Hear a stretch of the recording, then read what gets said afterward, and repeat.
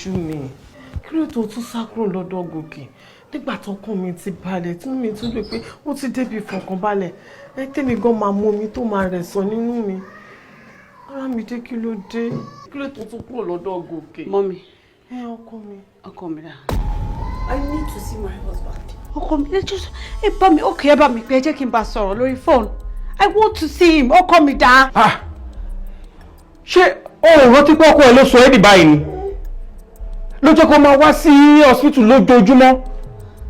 Ó sì ń bèrè ọkọ ẹ. Excuse me! Kí ni tí? Kí ni problem yìí? No, Mọ́mí, ṣé mi ti sọ fún yín pé kẹ́ bá gbèrú wá sí hospital yìí mọ́ ni? Ṣé okay báwo mo ṣe ṣe débi báyìí gan? Ṣé mo sọ fún yín pé mi ò gbá òkè ni? Mo ní pé mo fẹ́ rí ọkọ mi. Ẹ sọ ìpè kí ni? Ṣé ilẹ̀ ẹ fẹ́ mi ni? I'm sorry. I want to see my husband. Mommy, I need to see my husband now. I want to see my husband.